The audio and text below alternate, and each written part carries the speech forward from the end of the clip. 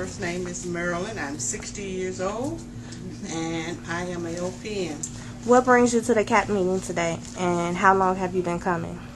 On and off for over a year, and the concerns are the drug peddling on the block, the loud music, the drinking out front of houses, Okay. the gambling in the vacant houses that's on the block.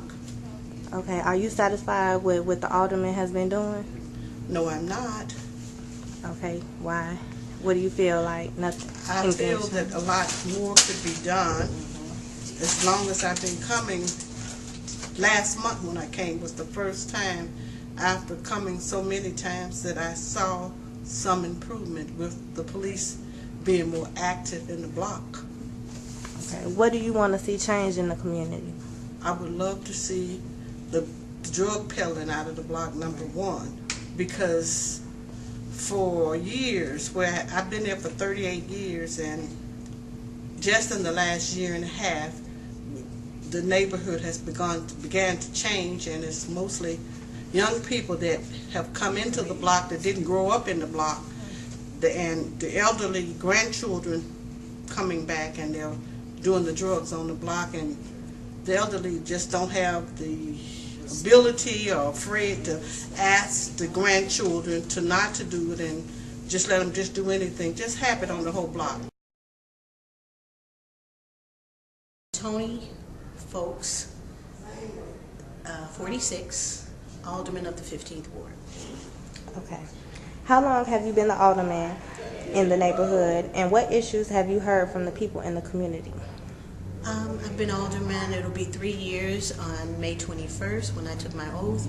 And some issues that I've heard in the neighborhood has been, of course, violence, sometimes a little lack of jobs, the cleanliness of the ward were the main issues.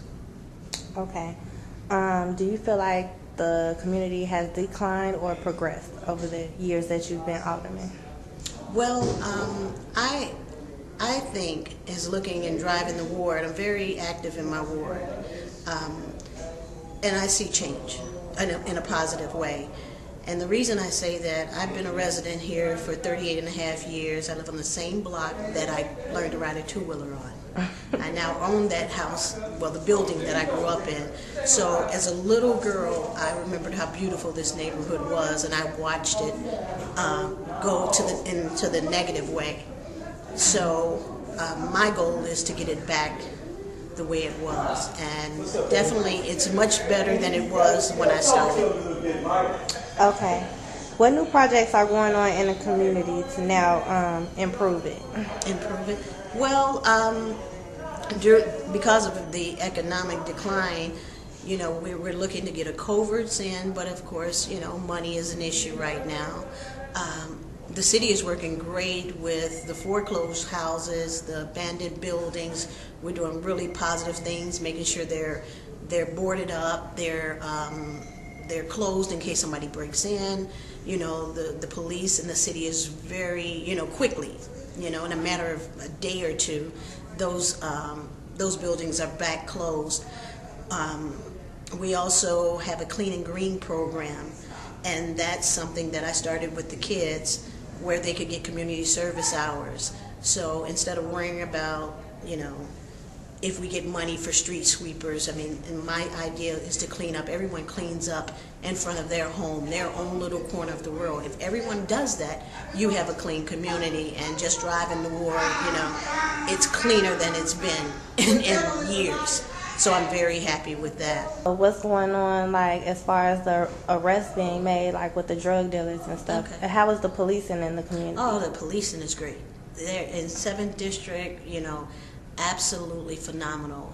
You didn't hear that, and you just left the CAPS meeting. You didn't hear, we call the police, it take them forever. And not only do they come, you know, 2 and 3 deep. It doesn't matter how small or how large, they roll the neighborhoods. I'm out here all the time, and I know that is a direct from me interacting with the commander. I talk to him on an average 3-4 times a week, and I have one lady who has a business here in the 15th ward, and she lives in another ward, but it's in the 7th district. And she said, when I call, when I'm at home, they take their time, but when I call, when I'm in the 15th, she said they're here.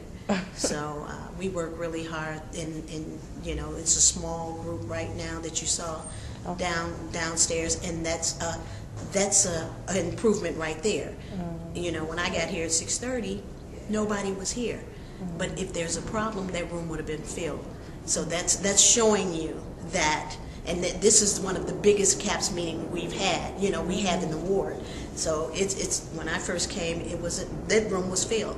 So that's telling you right there something good is happening, positive as far as the policing. So do you think when residents have a problem, they're not taking the initiative to actually come to the CAPS meeting and address the issues that's going on? Well, you know what? My whole thing, they can address it in CAPS, and they address it. Some of them don't come to CAPS. Some of them call us.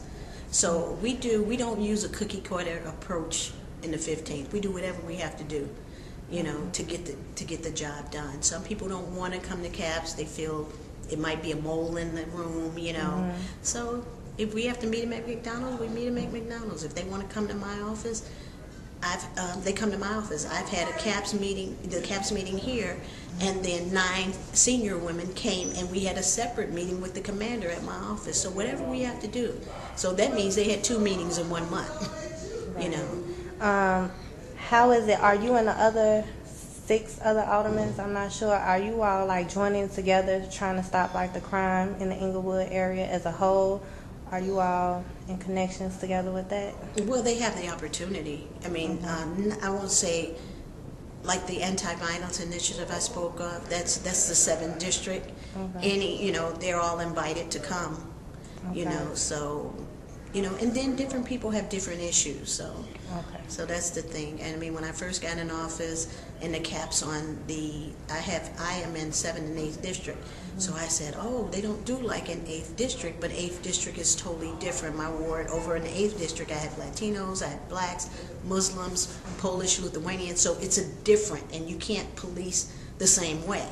Latino gangs are different from African American gangs, so there's a difference there. So we have to be aware that, like I say, it can't be cookie cutter. It has to basically be customized for whatever issue they're dealing with. Well, thank you very much. Alrighty.